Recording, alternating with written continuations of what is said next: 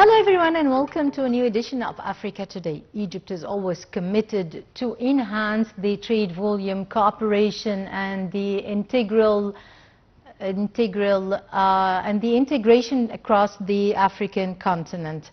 That's why we are talking today, first of all, discussing the most important and significant topic of today's episode concerning the high-level talks between Foreign Minister Badr Abdelati and the African counterparts on the sideline of the 47th African Union Executive Council in Malabo. The Foreign Minister, he discussed with the African counterparts how to boost and enhance the trade volume, cooperation and the bilateral ties, investment and support the regional integration. Egypt's focus on capacity building, sustainable development and strategic initiatives are supposed to be like the AFCFTA reflects the commitment to advancing the African Union's Agenda 2063 and also depending and deepening the South-South cooperation. Well, to shed more light on this, we are delighted to be joined over the phone by His Excellency Ambassador Mohamed Shazley, former Assistant Foreign Minister. Your Excellency, it's a great pleasure having you with us. Hello? Well, we'll call back His Excellency Ambassador Mohamed Shazley to talk more deeper about the main topic today, about the high-level talks between His Excellency Foreign Minister Badr Abdelati and his African counterparts. Well, we got the phone back again. Your Excellency, it's a great pleasure having you with us. The pleasure is all mine, thank you. Yeah, Egypt is always committed to enhance the bilateral ties, especially when we talk about the trade volume, when we talk about the integral cooperation between and across the continent. Special within the last AU mid-year summit. When we talk special about the high-level talks between the Foreign Minister Dr. Badr Abdelati and the African counterparts and the outcome of such talks, your point of view, first of all, in the framework of enhancing the bilateral and regional cooperation. Let me tell you that the convening of an African summit is always a great opportunity for African leaders and African officials and African ministers to meet and to discuss and to find ways to enhance their cooperation. Egypt, as I always say, is a founding member of the African Union and has spearheaded the movement of decolonization and freedom in Africa. And it has always been, historically, involved very deeply with the promotion of African cooperation. I think now we are in a juncture of time where cooperation between the Africans is very important because if you look at the international scene, there is lots of apprehension all over the world because of the situation in the Gulf region, which is a major producer of oil and energy, and also the threats to the Hormuz Strait and to the Bab el-Mandab Strait, which are pivotal for transporting oil to the world. We have to take into consideration that Africa has three very important oil producers: Nigeria, Libya, and Algeria. Also, the world is very apprehensive on the state of the food security after a war between Russia and Ukraine, who are both major producers of grain to the world.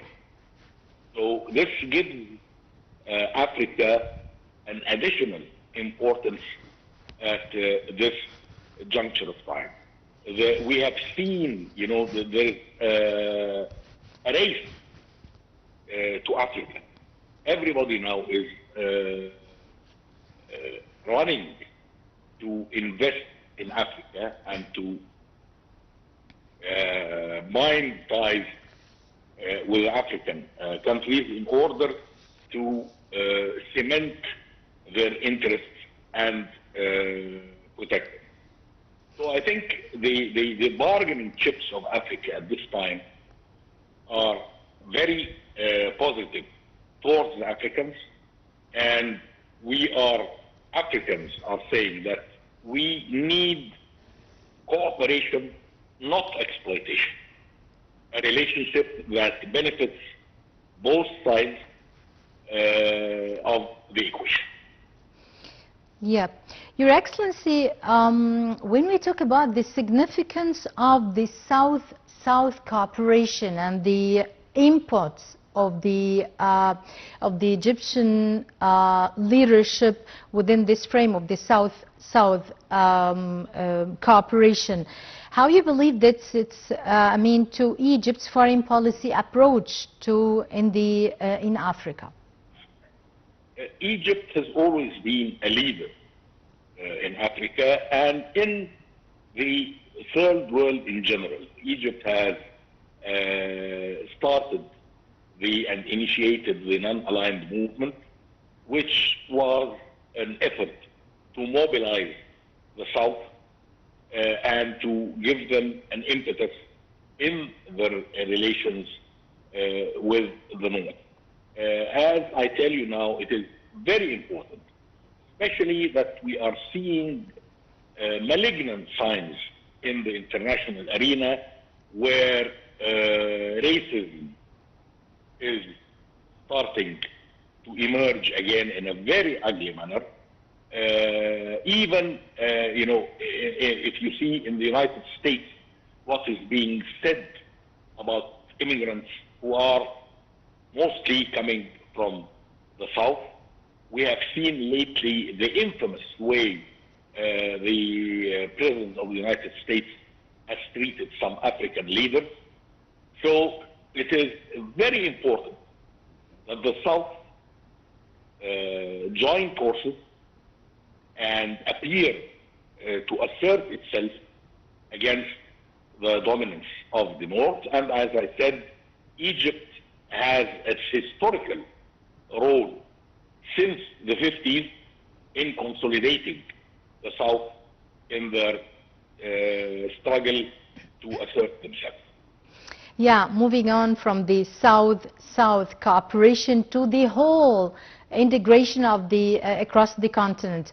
When we talk about the commitment of Egypt as a strategic partner to implement the Africa's Agenda of 2063, how you can just weigh this?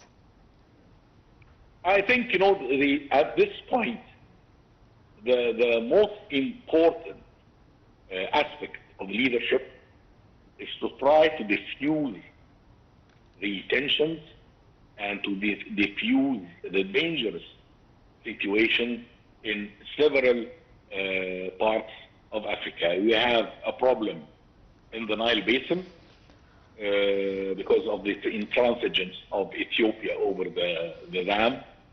We have a very serious problem in Sudan where fighting is spreading not only now between the Sudanese parties, but it's spilling over to Libya and to Chad.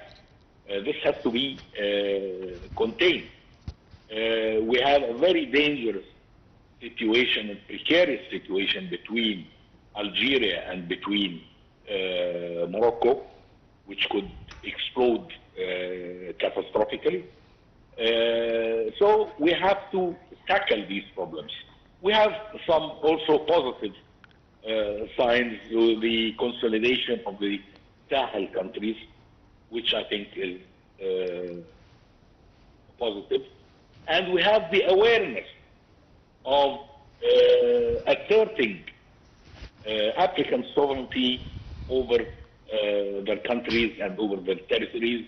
We have the example of Ibrahim Traore in Burkina Faso, and there is an effort to minimize, if not get rid completely of the French dominance in Francophonic Africa. I think these are positive steps that we should build upon. Yeah, my last question to you. I would like to ask you concerning the Egypt's support to the four initiatives like the African Continental Free Trade Area and the other initiatives within or across the continent. How does really this reflect the pivotal role of Egypt within the continent? I think it is very important for Egypt to assert its leadership. Unfortunately, there are parties who want to neutralize Egypt's leading role because, they are aware of what a big change Egyptian leadership can achieve in Africa. We are not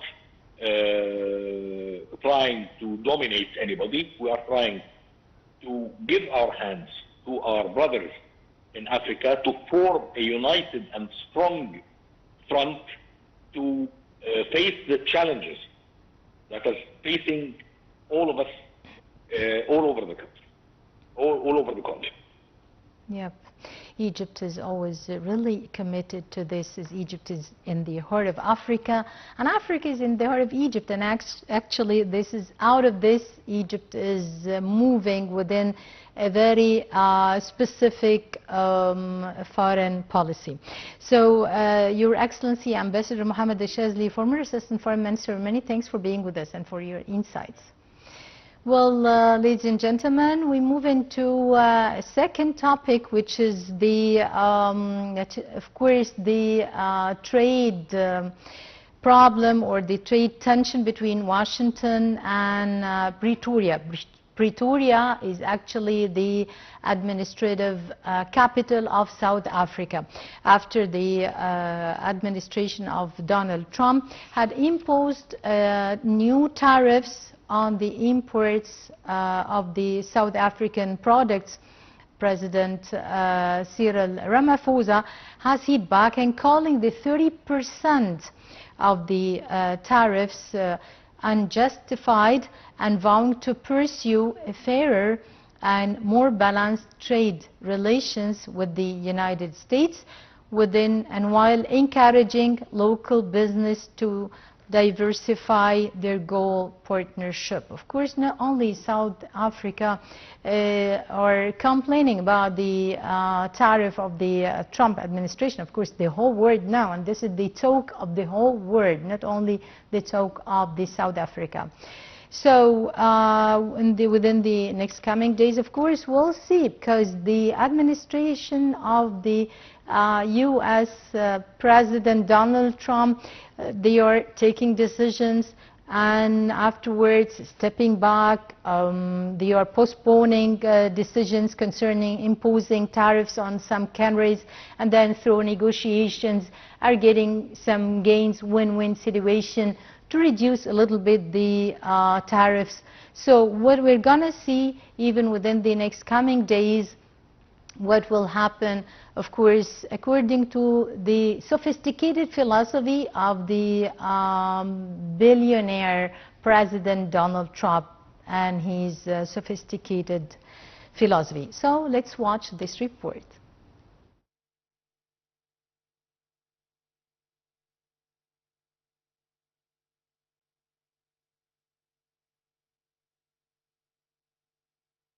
Pretoria, the only sub-Saharan country on the list. The move from the White House comes as the American government announced Monday that it would be delaying the start of some of its most aggressive import tariffs, which it imposed, among others, in April on nations around the world. 14 countries, among which Japan, South Korea and South Africa, however, received letters on the same day detailing new higher tariffs. According to a statement published by the South African Presidential Office on Tuesday, South Africa maintains that the 30% tariff is not an accurate representation of available trade data. It added that in their interpretation of the available trade data, the average tariff imported goods entering South Africa stands at 7.6%. Importantly, 56% of goods enter South Africa at 0% most favored nation tariff, with 77% of U.S. goods entering the South African market under the 0% duty. The statement from Pretoria furthermore noted that South Africa will continue with its diplomatic efforts towards a more balanced and mutually beneficial trade relationship with the United States. At the same time, the Presidential Office urged South African companies to accelerate their diversification efforts in order to promote better resilience in both global supply chains and the South African economy. Overall ties between Washington and Pretoria have experienced severe strains since Trump returned to office, with a meeting between Ramaphosa and his American counterpart in May doing little to improve the situation.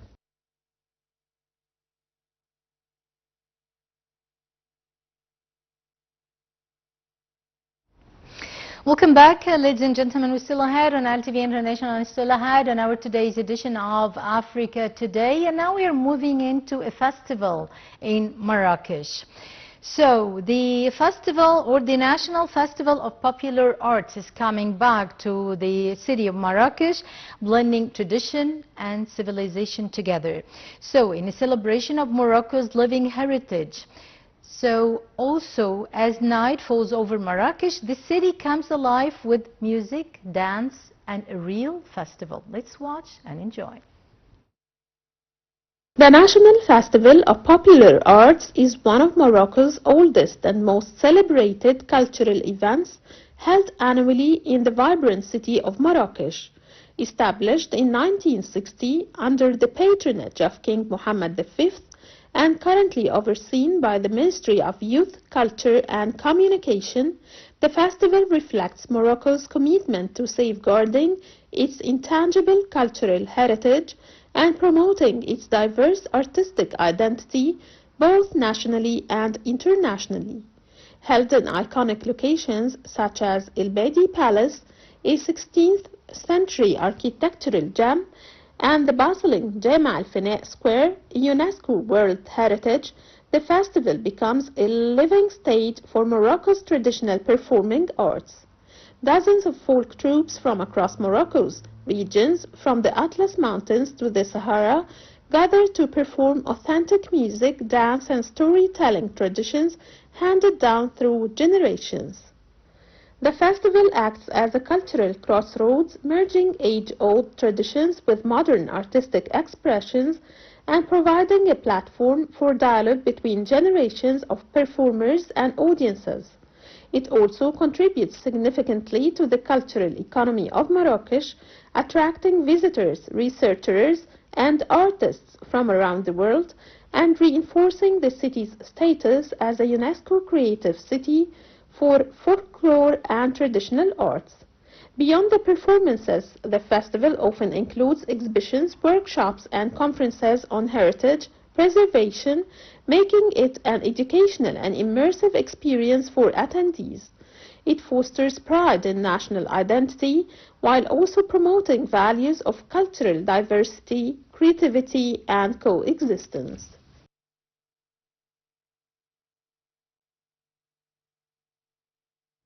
Well, by this, ladies and gentlemen, we come to the end of our today's edition of Africa Today. And always, for more news and updates, join us at NileInternational.net.